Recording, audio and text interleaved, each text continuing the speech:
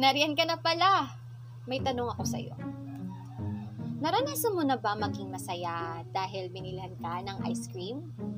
O di kaya ay natakot dahil sa mga multo?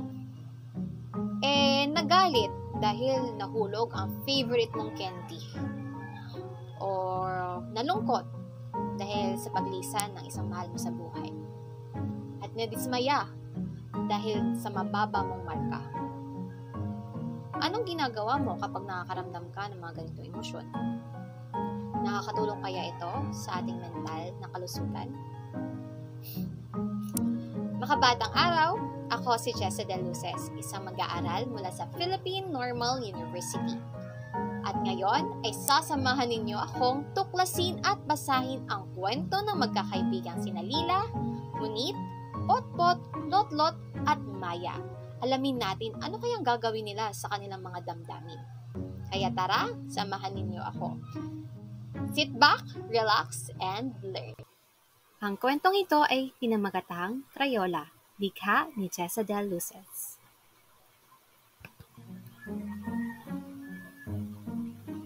Pagsapit ng alas 3, nagkikita-kita ang magkakaibigan sina Lila, Munit, Maya, Lotlot at Potpot sa kanilang tambayan sa ilalim ng puno upang maglaro. Isa-isa silang nagsidatingan at tila iba-iba ang ekspresyon ng kanilang mga muka. Kumusta aking mga kaibigan? Ano ang lalaruin natin ngayon? Tanong ni Lila na may buong sigla. Umiling lang ang kanyang mga kaibigan. Gusto ko magtago-taguan. Magaling ako magtago. Sambit ni Potpot na kay bigat ng mga mata. Ayoko! Gusto ko magmataya-taya. Hahabulin ko kayo isa-isa. Sagot ni Munit na kay sungit.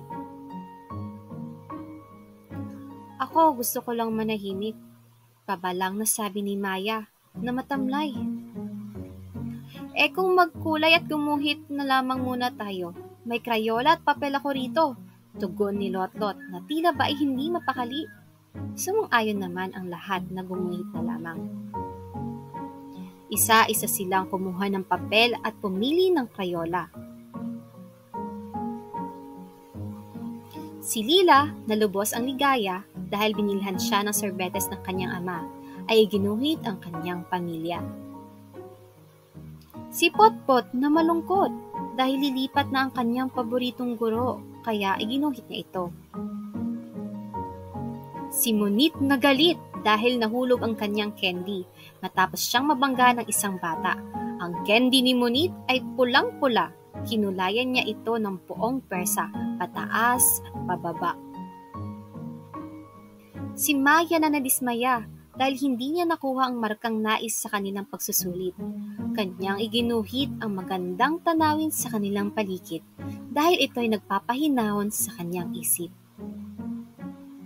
Si Lotlot na takot dahil naalala niya ang multo na kwento ng kanyang kuya. Pinili ni Lotlot na iguhit ang kanyang pusa. Panlaban raw ito sa multo niyang makikita. Habang nagkukulay ang magkakaibigan, may munting pagbabago sa kanilang mukha. Ang kanilang mga kilay na malapit na magtagpo, mga noong nakakunot at mabibigat na mga mata ay unti-unting kumalma.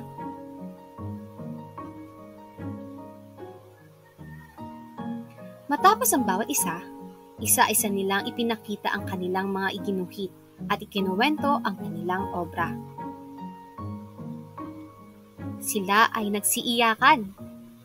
Okay lang umiyak. Unti-unting bumalik ang sigla sa mga mata ni Lotlot matapos niya magpagbahagi ng kanyang takot. Sila ay huminga ng malalim at tila ba guminhawa ang kanilang damdamin. Inhale, exhale.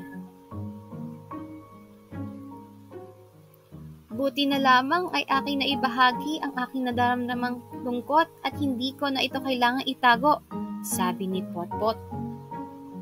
Salamat sa pakikinig ninyo. Medyo nawala na ang galit ko. Hindi na ako gaganti. Alam ko nang mali iyon, dagdag ni Munit. Sumang-ayon sina Lotlot, Lila at Maya. Nagpatuloy sa paglalaro ang magkakaibigan hanggang sa maggabi.